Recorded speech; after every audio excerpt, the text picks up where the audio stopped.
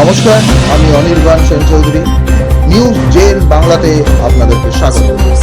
ফালাকাটা ব্লকে মুজনাই নদীর ওপরে পাকা সেতুর দাবিতে জেলা শাসকের কাছে এবং জেলা পরিষদে স্মারকলিপি প্রদান এলাকাবাসী। ঘটেছে সেখানে ফালাকাটা ব্লকের দেওগাঁও গ্রাম পঞ্চায়েত ও জটেশ্বর 1 নম্বর গ্রাম পঞ্চায়েতের মধ্যবর্তী মুজনাই নদীর ওপর নিয়ে আসার ঘাটে পাকা সেতুর দাবি দীর্ঘদিনের। সিপিআইএম এর বিধায়ক প্রয়াত যোগেশ বর্মন থেকে শুরু করে তৃণমূলের বিধায়ক প্রয়াত অনিল অধিকারী, বর্তমান বিজেপির বিধায়ক দীপক বর্মনকে বহুবার দাবি জানিয়েছে এলাকাবাসী।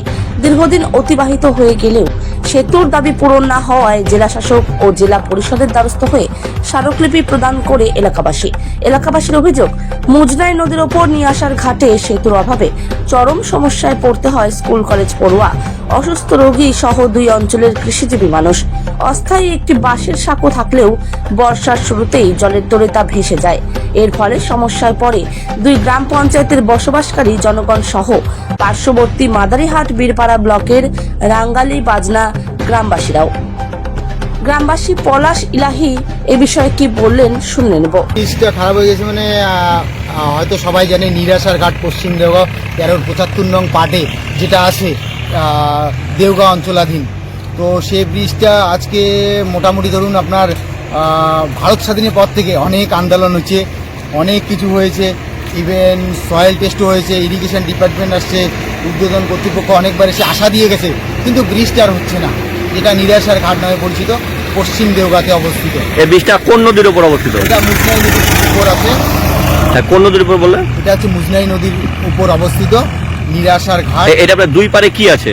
2 পারে বলতে গেলে আপনাদের এই পারটা যদি ধরেন, এই পারটায় আপনার মাদারি থেকে শিশুবাড়ি, রাঙ্গালি বাজনা, দেওগাঁ টোটাল অঞ্চলটা ওই ব্রিজ দিয়ে যাতায়াত করে। কমপক্ষে 3 লক্ষ লোকের যাতায়াত আছে। আর অপর পাশে যদি যান আপনার জটেশ্বর কলেজ পাবেন, জটেশ্বর হসপিটাল পাবেন, বীরপাড়ার মতো হসপিটাল। আমাদের যদি কোনো একটা পেশেন্ট হয় তাকে 12 কিলোমিটার ঘুরে যেতে হয়। মানে অনেক রকম সমস্যায় পড়তে হয়। ছাত্রছাত্রীরা দৈনন্দিন জীবনে অনেক অসুবিধা হয়ে যায়। হাট বাজারের একটা অসুবিধা হয়ে যায়, কৃষক বাজারে কোনো কিছু নেওয়ার ক্ষেত্রে একটা অসুবিধা হয়ে যায়। আমরা আপনার মাধ্যমে সেটা উদ্বোধন কর্তৃপক্ষ। আর যদি ওই ব্রিজটা যদি হয় তাহলে অনেক সুবিধা হয় এবং 12 কিলোমিটার ঘোরা পথ হয় না। 12 কিলোমিটার যদি ব্রিজটা হয়ে যায়, 12 কিলোমিটার পথ ঘোরা হয় না। তাছাড়া অনেকটা অসুবিধা হয়ে যায়, ছাত্রছাত্রীরা ঠিক মতো যেতে পারবে, এইবার কোনো পেশেন্ট থাকলেও হসপিটালে ঠিক টাইম মতো যেতে পারবে। মানে এই সমস্যাগুলো হচ্ছে ওই ব্রিজটার কারণে। কিন্তু এই ব্রিজটা নিয়ে অনেক আন্দোলন হয়েছে। এখন ব্রিজ নেই, এখনো ব্রিজ নেই, মানে এখন হয়ই নেই। বাসের সাঁকো চালাচল হচ্ছে। আর যখন মানে বর্ষার সময় তারা 12 কিলোমিটার ঘুরে যায়। অন্যত্র একটা ব্রিজ আছে, সেটা হচ্ছে 12 কিলোমিটার দূরে একটা গঙ্গামল্লের ঘাট আছে, সেটার কাছাকাছি একটা ব্রিজ আছে, ওই ব্রিজ দিয়ে তারা চলে যায়। মানে 12 কিলোমিটার ঘুরে যায়। 12 কিলোমিটার ঘুরে। আপনার নাম? আমার নাম হচ্ছে পলাশ ইলাহি। আপনি গ্রামবাসী? হ্যাঁ, আমি গ্রামবাসী। আমিও দেখেছি, আমার জন্ম থেকে দেখি এই ব্রিজ নিয়ে অনেক কিছু আন্দোলন করে চলছে। আজকে আমিও সেই আন্দোলনের একজন অংশীদার হিসেবে থেকে রইলাম। কি বললেন নামটা?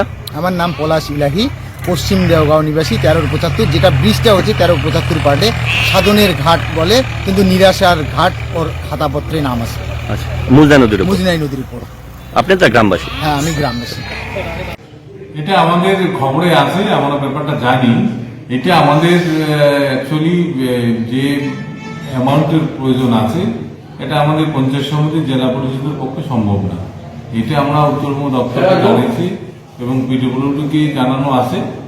এটা আমরা চেষ্টা করছি যে যাতে হয়, কিন্তু এটা সময় সাপেক্ষের ব্যাপার। এলাকার মানুষ স্বভাবতই একটু সমস্যা হচ্ছে, কিন্তু আমাদের তরফ থেকে আমরা চেষ্টার করে যাচ্ছি। আগামী দিনে দেখা যাক কি হয়, যত তাড়াতাড়ি যাতে আমরা যোগাযোগ করতে পারি সেটাই আমরা ভাববো।